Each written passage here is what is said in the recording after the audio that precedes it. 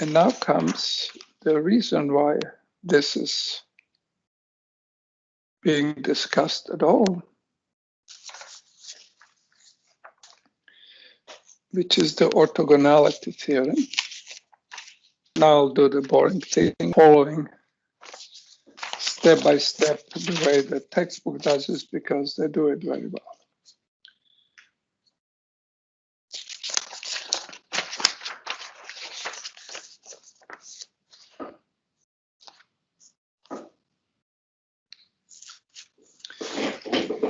So now the first trick, the third trick. We would like to find some measurement that splits these big matrices into smaller bits. That's done by finding some matrix that has different eigenvalues. And we want this not to depend on which way I'm oriented in the space. So I need an invariant. So I have to use a thing like that, an average here. So the thing that's very natural to use is a matrix, and I apologize about zillion indices. When I was a graduate student, we didn't have professors to do LaTeXing for us. We actually had a thing called secretaries. I know nobody knows about such a thing, but that used to exist. Now, secretaries were very professional. They could type a zillion typesets a second, minute, whatever time of unit. They're infinitely better than us in being secretaries. And secretaries would type up your PhD thesis, which you wrote in very pretty handwriting, so she didn't complain. And she would type it up, and you were given one chance of whitewashing some errors in this thing, and that was it. She would not retype it because she was perfect and you made all the errors. So we were very careful in doing this stuff. And at Cornell, where I was a graduate student, the secretary there was always a mother secretary, Uber secretary. She was called Velma. She was a girl from a farm around Ithaca, who was the secretary of Hans Bethe, inventor of hydrogen bomb, one of the great physicists of last century. And Velma, what Velma would do is, when she looked at equations like this one and lots of equations in high energy physics, she would always correct all the mu, nus, and all the indices. So even if you graduate student make an error, she would match up the indices correctly. And I still am not at the level of Velma. So if I don't do it perfectly, please correct me. But I'll try to do Velma for you. So what are we doing? You give me some matrix X. You haven't told me what it is. It's just of the same dimension as my representation. And what I do is, I do this thing that I told you before.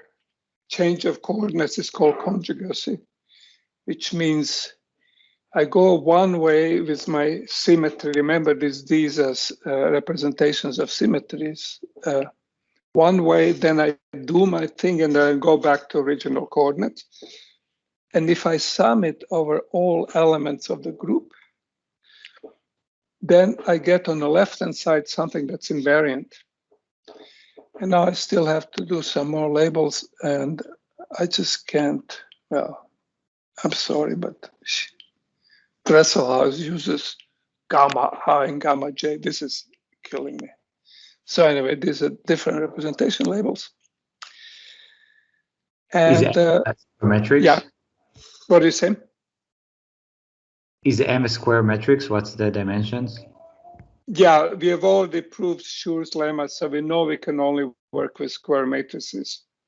and its dimension of, by Schur's lemma, we know that actually alpha and beta will have to be the same irreducible representation.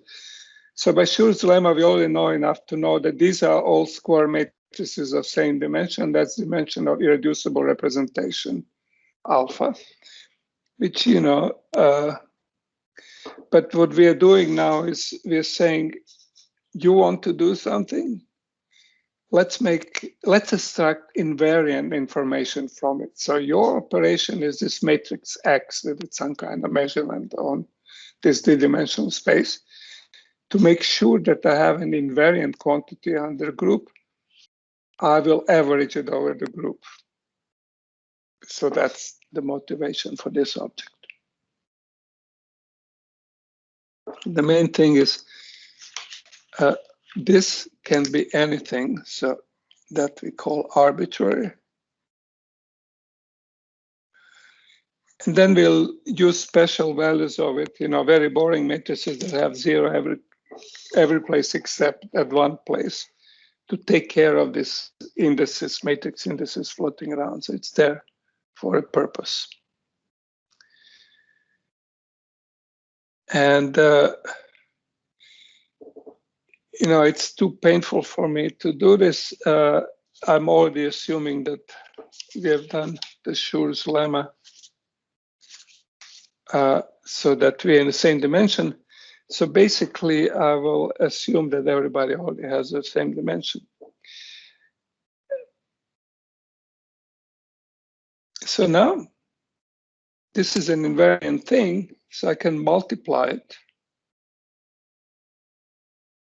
by matrix representation of abstract action S.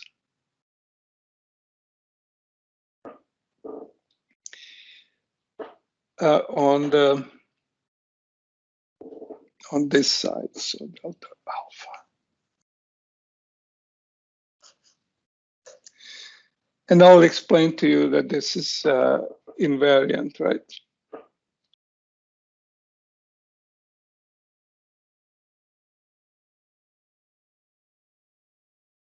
But what I get out of this, okay, I'll fill in some details right here.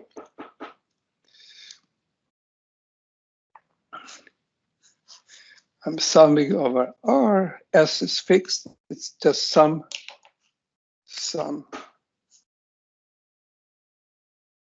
group element.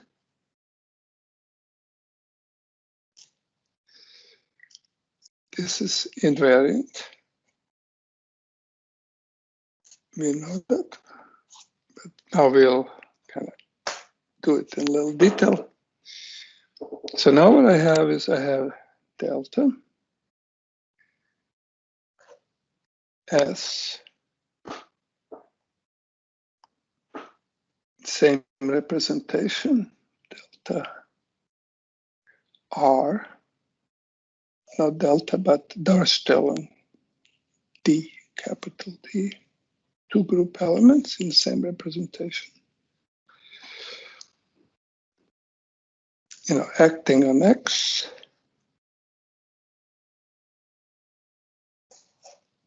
The other guy.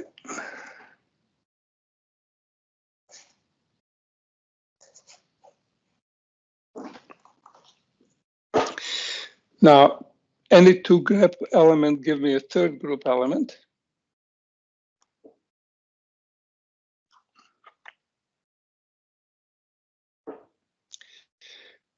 So this is delta S R, because they obey the same multiplication table, times X, same sum. This is a matrix, this is not the multiplication sign. And now what I'll do is here, I'll insert here unity by putting here alpha SR minus 1 times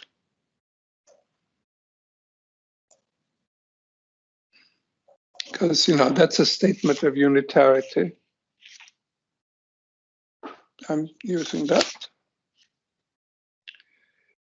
And Hermitian conjugal or inverse is the same thing because it's a unitary matrices. So I've just inserted identity. And now I have d beta. And insane number of indices. Oh, I do this for betas, yeah, for the other representation. And this is R minus 1. Now I multiply these two matrices.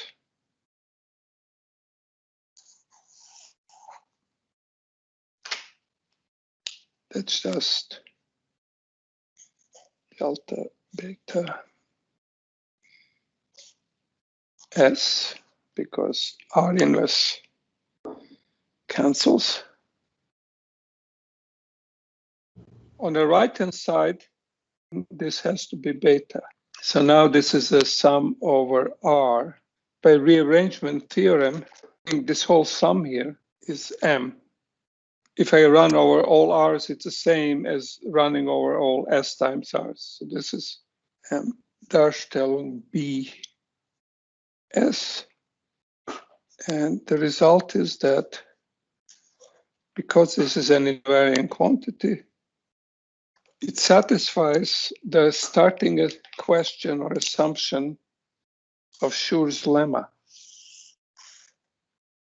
Because Schur's lemma asks, if such matrix exists, what can I say about that matrix? I know the answer morally, but we kept the betas here. So now Schur's lemma says, if alpha and beta are different representations, this is null matrix, Schur. So alpha must be beta for this not to vanish, number one, and that means that it's the same matrix, so I can multiply by inverse. It's a group matrix. So the usual thing, this is a similarity transformation, and it's invariant, so this is the same. The proof goes in the previous Schur lemma part 2. If alpha not equal beta, then M must be 0, but so I have 0 equals this sum over X. X can be anything. So, I can take X, for example, to probe just one matrix element, two indices, to be non-zero only if the first index is 3 and second index is 7, if you wish. Meaning I can choose X to be a matrix that has zeros every place except here in third and seventh term. What that means is that on the left-hand side, if alpha, if representations differ, Schur's lemma says that left-hand side is 0, but right-hand side is designed, meaning the matrix element mu prime must be 0. But here I can stick any other matrix element, and it's in that way that I get this thing to be 0 for any choice of these two elements, two indices of the matrix, if alpha not equal beta. So that justifies this part of the thing. I have a Kronecker delta saying only if the representation is the same, I can go on and use the rest of the Schur's lemma. Must have delta alpha beta on the right-hand side, the first term in this theorem.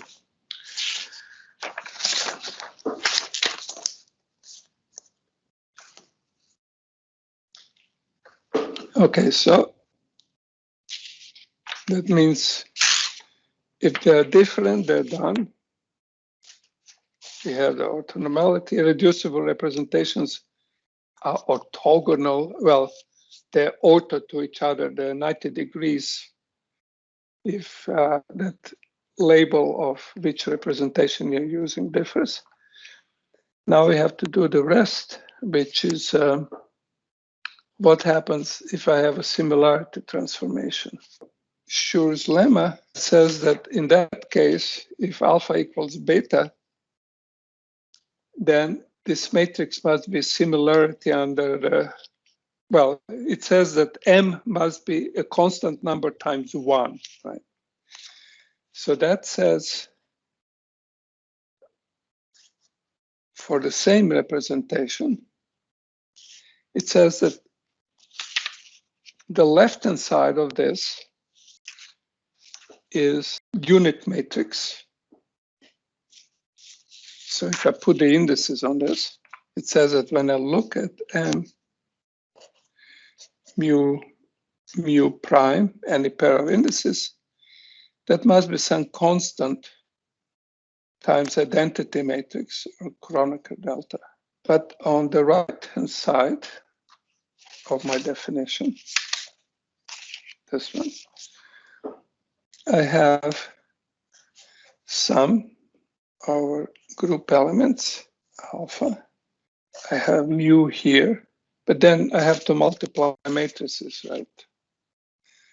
So there is a mu lambda, then I have my x lambda prime, then I have t, it's the same representation by Schur, lambda prime and mu prime, and this is for group element R, and this is for its inverse on the other side. Here I have sums over lambda prime, because that's matrix multiplication. So this went over the order of the group, but this goes over the dimension of the representation alpha.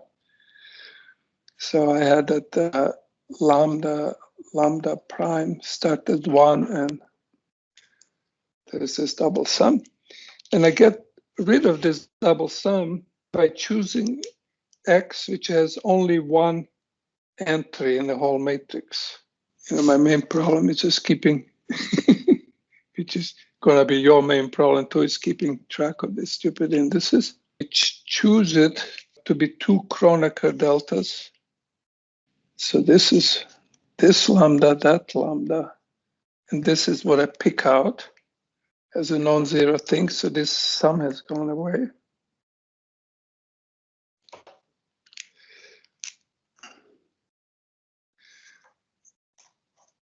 And now I have average over the group, R minus 1, this mu prime here. So now we're almost home. You know, we have gotten the Kronecker delta having to do with the outer indices. You know, I can stick here another prime. I'll let you suffer to this. So we are basically almost home. You know, home would be, we have shown that, you know, these two indices have to be same by Kronecker delta. The similar argument tells you that these two indices should be the same by Kronecker delta, but I will skip that part. And now the only problem is you have to get this constant C right. And to get this constant C right, I can do the following thing. If I take some diagonal sum on the left-hand side, so C delta mu, I identify these two guys and let them run from mu equals 1 to the dimension of the representation alpha. I can do this on both sides. And now what I see, that what's happened on that side is I'm actually multiplying these two matrices R. One of them is minus 1. So by summing over these two indices, I'm taking a trace of this. If I identify mu and mu prime, I get the sum on both sides. What is this? This is the dimension, because this is matrix times its inverse, that's unity. So this is the dimension, this dimension here, d alpha. And it's the same number for every group element. So this sum gives me the number of group elements, order of the group. This gives me diagonal is just dimension. So that fixes C to be H, order of the group. And if you divide both sides by H, you end up with the character orthogonality theorem, which says that any combination of these indices for the matrix, if I take a matrix times its inverse, I can see that whenever I identify two indices, the sum of this is just a matrix multiplication. So this becomes unity. And then the trace counts the number of elements. That's why this H is. So average over unity is 1. Equals same representation. These indices lined up correctly as Kronecker deltas. Otherwise, I get 0.